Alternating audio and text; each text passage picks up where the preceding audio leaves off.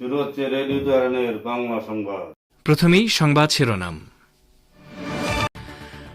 সশস্ত্র বাহিনীকে রণপ্রস্তুতি ও শক্তি বাড়াতে হবে, কমান্ডারদের বৈঠকে বললেন সর্বোচ্চ নেতা আয়াতুল্লাহ খামেনেই।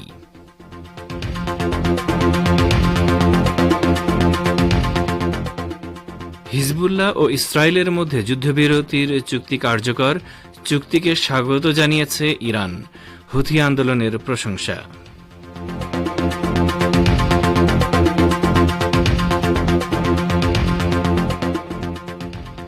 চট্টগ্রামে আইনজীবী সাইফুল ইসলামের জানাজায় লাখো জনতার ঢল, ইসকন নিষিদ্ধ চেয়ে হাইকোর্টে আবেদন।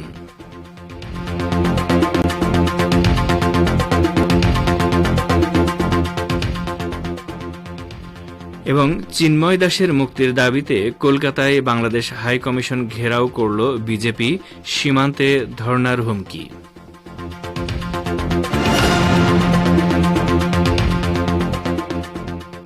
আসসালামু আলাইকুম। বিশ্ব সংবাদের গুরুত্বপূর্ণ অংশগুলো শুনলেন, এবারে বিস্তারিত। পরিবেশনায় রয়েছি রেজওয়ান হোসেন।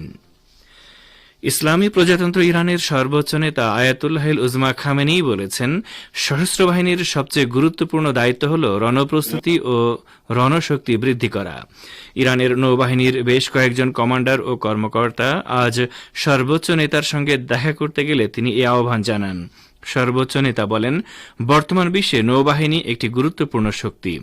সশস্ত্র বাহিনী, বিশেষ করে নৌবাহিনীর সকল কর্মকাণ্ড ও পরিকল্পনায় এই বাহিনীর প্রস্তুতি ও রণশক্তি বৃদ্ধির বিষয়টি গুরুত্ব পাওয়া উচিত।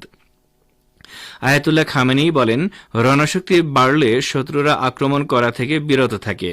যারা ইরানের অকল্যাণ কামনা করে তাদের সামনে দেশের রণশক্তিকে এমনভাবে তুলে ধরতে হবে যাতে তারা বাস্তবিক অর্থেই এটা উপলব্ধি করে যে সংঘাতে জড়ালে তাদেরকে চড়া মূল্য দিতে হবে। ইহুদিবাদী ইসরায়েলের যুদ্ধাপরাধী প্রধানমন্ত্রী বেনিয়ামিন নেতানিয়াহু শেষ পর্যন্ত লেবাননে আগ্রাসন বন্ধ করতে রাজি হয়েছেন।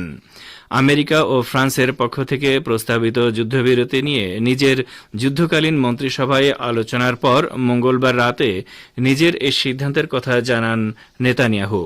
ইসরায়েলের চ্যানেল 12 জানিয়েছে, লেবাননে 2 মাসের ব্যাপক হামলার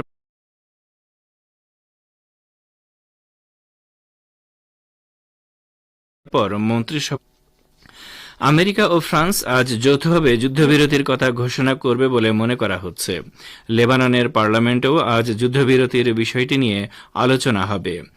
মঙ্গলবার রাতে টেলিভিশনে সম্প্রচারিত বক্তব্যে নেতানিয়াহু দাবি করেন, যুদ্ধবিরতিতে তেল আবিবের হাত উন্মুক্ত থাকবে। হিজবুল্লাহ যদি চুক্তি লঙ্ঘন করে তাহলে ইসরায়েল আবার লেবাননে আঘাত হানবে।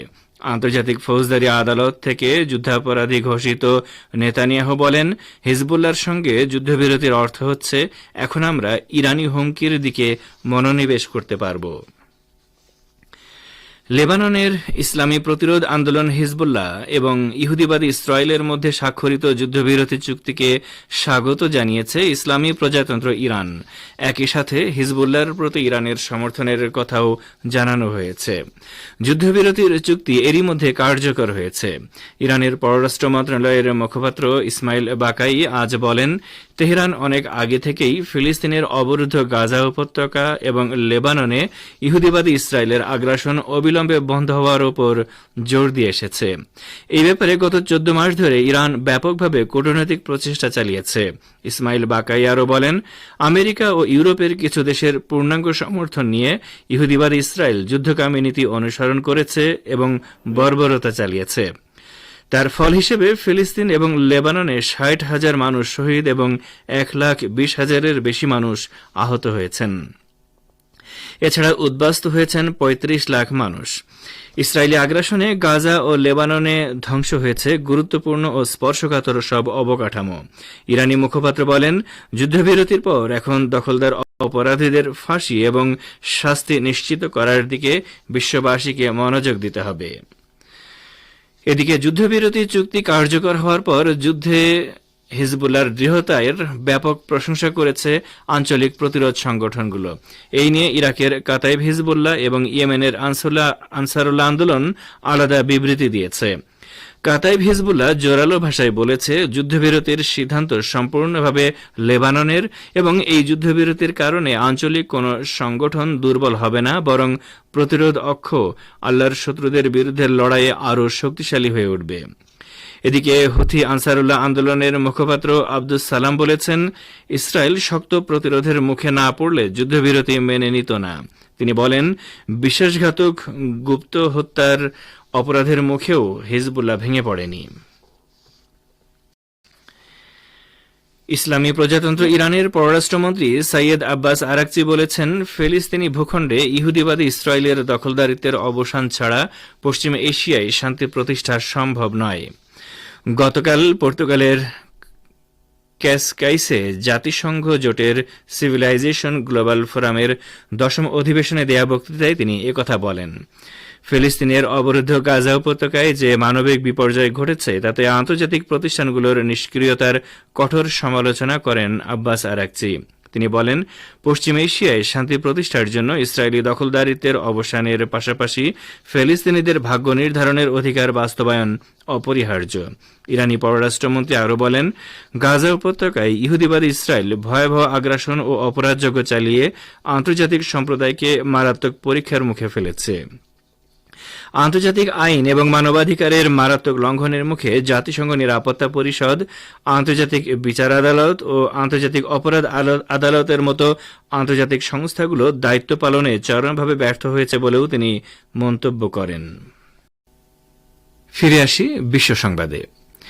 বাংলাদেশের চট্টগ্রামে সম্মিলিত সনাতনী জাগরণ জোট বা ইসকন মুখপাত্র চিন্ময় কৃষ্ণদাসের অনুসারীদের হাতে নিহত আইনজীবী সাইফুল ইসলাম আলিফের জানাজা অনুষ্ঠিত হয়েছে। আজ বেলা 11:15টার দিকে চট্টগ্রাম আদালত চত্বরে তার প্রথম জানাজা হয়। পরে নগরীর জমিয়তুল ফালাহ মসজিদ মাঠে তার দ্বিতীয় জানাজা অনুষ্ঠিত হয়েছে। চট্টগ্রাম মহানগর জামায়াতের আমির আলহাজ শাহজাহান চৌধুরীর ইমামতিতে বেলা 11:30টার দিকে জানাজা অনুষ্ঠিত হয়। এতে অংশ নেন অন্তর্বর্তী সরকারের আইন উপদেষ্টা হাসান আরিফ। জানাজায় উপস্থিত ছিলেন বৈষম্য বিরোধী ছাত্র আন্দোলনের কেন্দ্রীয় সমন্বয়ক হাসনাত আবদুল্লাহ, সার্জিস আলম, চট্টগ্রামের সমন্বয়ক রাসেল আহমেদ খান, তালাত মাহমুদ রাফি, কেন্দ্রীয় জামায়াত নেতা মাওলানা শাহজাহান এবং বিএনপি নেতা গিয়াস কাদের চৌধুরী প্রমুখ। জানাজার আগে ছাত্র সমন্বয়ক ও বিভিন্ন রাজনৈতিক দলের নেতারা বক্তব্য রাখেন। তারা সাইফুলের হত্যাকারীদের দ্রুত গ্রেফতার করে আইনের মুখোমুখি করার দাবি জানান। হাসনাত আবদুল্লাহ ইসকন নিষিদ্ধেরও দাবি জানান। তিনি বলেন, আমাদের দেশে সব ধর্মের সহাবস্থান থাকবে, আমরা সবার অধিকার রক্ষায় কাজ করব, কিন্তু ধর্মের দোহাই দিয়ে উগ্রবাদী সংগঠন পরিচালনা করলে বাংলাদেশে এক হাত জায়গাও দেওয়া হবে না। আমার ভাই সাইফুলকে নৃশংসভাবে হত্যা করা হয়েছে। এই ইসকনকে সন্ত্রাসী গোষ্ঠী হিসেবে নিষিদ্ধ করতে হবে। এদিকে ইসকন নিষিদ্ধ চেয়ে এবং যে কোনো অপ্রীতিকর পরিস্থিতি এড়াতে চট্টগ্রাম ও রংপুরে জরুরি অবস্থা জারির নির্দেশনা চেয়ে হাইকোর্টে আবেদন করেছেন এক আইনজীবী। জিয়া চ্যারিটেবল ট্রাস্ট দুর্নীতি মামলায় বিএনপি চেয়ারপারসন বেগম খালেদা জিয়া সহ সব আসামিকে খালাস দিয়েছে হাইকোর্ট। এই মামলায় নিম্ন আদালতের রায়কে চ্যালেঞ্জ করে আসামি পক্ষের করা পৃথক আপিলের শুনানি শেষে বিচারপতি AKM আসাদুজ্জামান ও বিচারপতি সৈয়দ এনায়েত হোসেনের হাইকোর্ট বেঞ্চ এ রায় দেয়। এর আগে চলতি বছরের 3 নভেম্বর বিএনপি চেয়ারপারসনকে আপিল করার জন্য নিজ খরচে মামলার পেপার বুক প্রস্তুত করার অনুমতি দেয় হাইকোর্ট। নিম্ন আদালতের রায়ের বিরুদ্ধে হাইকোর্টে আপিলের শুনানির জন্য বিচারের কার্যক্রম, জবানবন্দি, প্রমাণ, রায় এবং অন্যান্য নথি সহ মামলার সমস্ত বিবরণ সম্বলিত পেপার বুক প্রয়োজন হয়। 2019 সালের 30 এপ্রিল হাইকোর্টের আরেকটি বেঞ্চ জিয়া চ্যারিটেবল ট্রাস্ট দুর্নীতি মামলায় সাজা ও কারাদণ্ডকে চ্যালেঞ্জ করে খালেদা জিয়ার আপিল গ্রহণ করে এবং এই মামলায় তাকে 10 লাখ টাকা জরিমানা করা নিম্ন আদালতের রায়ের একটি অংশ স্থগিত করে। আপনারা বিশ্ব সংবাদ শুনছেন রেডিও তেহরান থেকে, আরও প্রচারিত হচ্ছে শর্টওয়েভ 25 মিটার ব্যান্ডে। বাংলাদেশ সম্মিলিত সনাতনী জাগরণ জোটের মুখপাত্র ও ইসকন নেতা চিন্ময় কৃষ্ণদাস ব্রহ্মচারীকে অবিলম্বে নিঃশর্ত মুক্তি দেওয়ার দাবি জানিয়েছেন ভারতের পশ্চিমবঙ্গের বিরোধী দলীয় নেতা শুভেন্দু অধিকারী। তা না হলে বাংলাদেশের ভিসা বাতিলের দাবিতে কেন্দ্রের কাছে পশ্চিমবঙ্গ বিজেপি আর্জি জানাবে বলে ঘোষণা দিয়েছেন তিনি। আজ শুভেন্দুর নেতৃত্বে বিজেপি বিধায়করা বাংলাদেশ হাই কমিশনারের অফিস ঘেরাও করেন।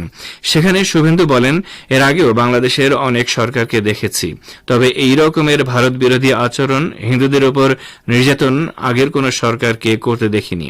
ইসকন নেতা চিন্ময় দাস ব্রহ্মচারীর পাশে থাকার ঘোষণা দিয়ে শুভেন্দু বলেন, উনি কোনো অন্যায় করেনি, মিথ্যা কেসে ফাঁসিয়েছে ইউনিসের তালিবান সরকার। তারই প্রতিবাদে বাংলাদেশ হাই কমিশনারের অফিসে দাবি জানিয়ে গেলাম। এরপরই শুভেন্দু বলেন, প্রয়োজনে একদিন অপেক্ষা করে ভিসা দপ্তরে যাব। রাশিয়ার পররাষ্ট্রমন্ত্রী সের্গেই ল্যাভরভ হুঁশিয়ারি উচ্চারণ করে বলেছেন, ইউক্রেন সম্প্রতি রাশিয়ার গভীরে দূরপাল্লার মার্কিন ক্ষেপণাস্ত্র ব্যবহার করে যে হামলা চালিয়েছে তার জবাব দেবে মস্কো। রাশিয়ার রুসিয়াস্কিয়া গেজেটা পত্রিকাকে আজ ল্যাভরভ একথা বলেন। তিনি বলেন, আন্তর্জাতিকভাবে স্বীকৃত রাশিয়ার ভূখণ্ডে ক্ষেপণাস্ত্র হামলাকে সংঘাত বাড়ানোর পদক্ষেপ বলে আমরা মনে করি। আমরা যত রকমের হুঁশিয়ারি দিয়েছি তা উপেক্ষা করার অগ্রহণযোগ্য পদক্ষেপ অবশ্যই উপযুক্ত জবাব পাবে। ল্যাভরভ বলেন, রাশিয়ার নাগরিক এবং অবকাঠামোর উপর হামলার পেছনে যারা জড়িত তারা উপযুক্ত শাস্তির সম্মুখীন হবে। তিনি বলেন, শত্রুদের কাছ থেকে আসা কোনো হামলাই আমাদের লক্ষ্যচ্যুত করতে পারবে না। ল্যাভরভ অঙ্গীকার ব্যক্ত করেন, রাশিয়ার বিরুদ্ধে যে কোনো নিরাপত্তা হুমকি নস্যাৎ করবে মস্কো। মার্কিন নেতৃত্বাধীন ন্যাটো জোটে যোগদানের বিষয়ে ইউক্রেনের আকাঙ্ক্ষাকেও রাশিয়া নিজের জন্য হুমকি বলে মনে করে। দর্শক, যারা আমাদের চ্যানেলটি এখনো সাবস্ক্রাইব করেননি, দয়া করে সাবস্ক্রাইব করে আমাদের পাশেই থাকবেন। প্রত্যেকে ভালো থাকবেন। আল্লাহ হাফেজ।